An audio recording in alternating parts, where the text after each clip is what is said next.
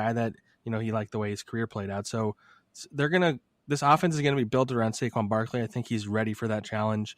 Whether, the important thing is going to be that the passing game is actually a threat and that they aren't, they're not hoping Daniel Jones is the one taking the ball because he's going to turn it over to them. So, so they're not stacking the box on Saquon. So that's going to be something to watch, how they defend Saquon Barkley and how Jason Garrett deploys him. And, I'm just very curious to see how involved he actually is in the passing game. A lot of the talk this offseason has been about him, being heavily involved like he was as a rookie. And I kind of see it that way too, but I'm just curious to see how that plays out. Yeah, me too. And I think that when you look at Saquon, and we've talked about this on earlier podcasts, I think there's going to be a lot of times this year where you have Dion Lewis in the backfield and maybe Saquon lines up in the slot, or you have a pro set with two running backs in the backfield. And when you have a dominant, multifaceted running back like Saquon Barkley and then a fast, elusive, more than competent receiver in Dion Lewis back there, you can kind of dictate the defenses, right? I mean, you can keep them on their heels, keep them a little bit, unpredictable in terms of what you're going to do in the run and the pass. And, that's where when you look at the offseason additions, I almost think, other than maybe Andrew Thomas, if he develops into that perennial all-pro protector of Daniel Jones's blind side, I almost think Dion Lewis might be the most impactful offseason pickup that they made. Yeah, I'm very intrigued by how they wind up using Dion. He's looked really spry. I know he didn't get as many touches for the Titans last year, mostly because Derrick Henry kind of had an unreal season where he led the league in rushing. So I'm curious to see how they actually do use Dion. I think we both have said I think they're going to use him maybe a little more than people realize. He's really good in pass protection. They can split him out wide. They can split Saquon out wide. Even just jumping off that, he's an addition to this offense that for the first time on Monday night, it looks like Daniel Jones is going to be playing with all his weapons at the same time. I know you wrote something about that. So Golden Tate, Darius Slayton, if Golden Tate plays, he was limited in practice so far this week, but I think he'll play probably if all goes well. So Darius Slayton, Golden Tate, Sterling Shepard, Evan Ingram, Saquon Barkley have never been on the field at the same time for Daniel Jones. Yeah, that's crazy, isn't it? I mean, you go through 13 starts with Jones a year ago. He never had his full complement of weapons. And then you go a step further than that. Even when Saquon Barkley was on the field after week 3, I don't know that Saquon really hit the ground running again after that ankle injury until like week 13 or 14. So this is really the first time in a lot of regards, not just getting them all on the field together, but getting them all on the field together fully healthy, that's happened with Jones. And that's where, some of our concerns about the ball security and holding on to the football and all of those things kind of get tempered a little bit because he had those issues a year ago throwing the ball to the Caden Smiths and the Eric Tomlinsons of the world and Cody Benny Latimer. Fowler and Cody Latimer and Russell Shepard for a spell last season. He didn't have all of these weapons that he's going to have, presumably if Tate is healthy, as you said, on Monday. Yeah, and I mean, that kind of ties back into a lack of depth at wide receiver where CJ Board all of a sudden is the next one up if somebody gets hurt, which is an issue. But I guess that's one we can deal with when that becomes an issue. Yeah, and I thought Board had a really nice camp. But again, Corey Coleman, who was probably the biggest surprise cut of any of the roster cuts because he seemed like the clear cut far and away fourth wide receiver, best option in the return game. And now you're looking at a depth chart where you're probably throwing out Darius Slayton and Darnay Holmes as your two kick returners. And that's great. It's a lot of speed and all that, but you're also putting Darius Slayton, potentially your number one wide receiver, at extended risk. And then you have Darnay Holmes, who's a rookie back there. So it's kind of like, okay, I get using starting caliber players because you're trying to win on special teams and you view that as a legitimate phase of the game, which it is. But you're also putting guys at risk on a roster where you don't have a lot of quality depth behind either one of these guys. To bring him full circle on Joe Judge, he had like the most Joe Judgeism that he's had so far in a long time today, where he was being asked about like using starting players on special teams like that, but specifically about Jabril Peppers, who's a special teams captain, is going to play a big role in special teams. And his quote was basically, I think in the NFL, there aren't starters, there are just players. Wow. So, I mean, that kind of tells you what Joe Judge thinks about that. He's not really worried about the risk. He just wants, and I get this philosophy to an extent, like you just want the best players on the field at all times. So if that's Remember, how you were covering the game with me in Soldier Field last year when Jabril Peppers got hurt. Don't forget there you go. And it was a bad injury too. It was his back. Yeah. Yeah, so I mean, there's always a risk to doing this, but I think that this once again plays into the fact that you look at top to bottom on the roster, there aren't a lot of playmakers on the defense, and the offense is kind of beholden to Jones's development and the offensive line developing chemistry. Where, like you said, you want your best players on the field at all times, and that now includes special teams because you just need to do whatever you can and do whatever it takes to win these games. Yeah, I mean, if anything about Joe Judge, that's exactly what's going to happen. He's going to do whatever he has to do to win games. Somebody asked him today about if he would use Jabril Peppers on offense, and the ever secretive Joe Judge admitted he was open to that. Like they're going to do everything. This is going to be a team that exhausts all options, even if it's putting the players at risk. So, Zach, before we get out of here, what are your big picture thoughts on the season? How do you think this unfolds, and what's maybe a player or two that you're excited to watch develop over the course of 2020? I think we're going to learn a lot about what this team is this week.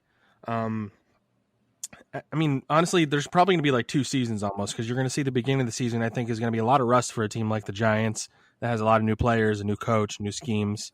So I wouldn't be surprised if they start off slow, especially with the schedule, and maybe they win some of those latter half games, when they play, the Washington football team and Cleveland and Cincinnati and like all these winnable games. Maybe they start like catching their stride then. And if they do that, that's kind of what would, in theory, save Gettleman's job. And I could see it playing out that way.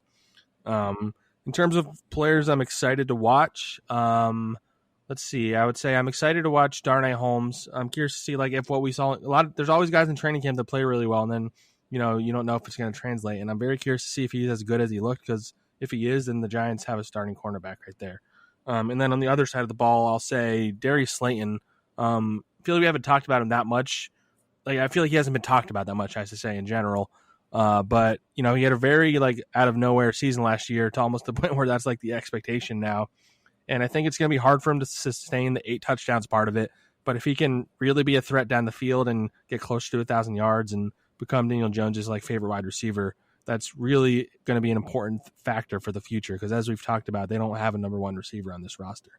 Yeah, I'm going to be really fascinated to see how Joe Judge keeps this together over the first month. And I know I've been hammering that point, and people are going to say that I'm being too negative and I'm down on Judge. I'm not down on Judge. What I'm fascinated to see is it's one thing to build the chemistry now during training camp. It's another to sustain it with these methods early in the season when you're struggling. And if he's able to do that and navigate through some potentially choppy early waters, and they do finish strong, like you said, Zach, that could set the table for 2021 to be a really exciting year for this team, with the Eagles in salary cap hell, the Cowboys getting older with Dak Prescott playing on a franchise tag contract, and Washington still trying to figure out their identity as a team. If Judge can weather the early storm and they finish strong, and let's say that they win 6 or 7 games with 4 of those wins coming in the second half, that's how you kind of sow the seeds to building a winning program. So I'm fascinated to see what they do early on. And hey, by all means, if they upset the Steelers week 1,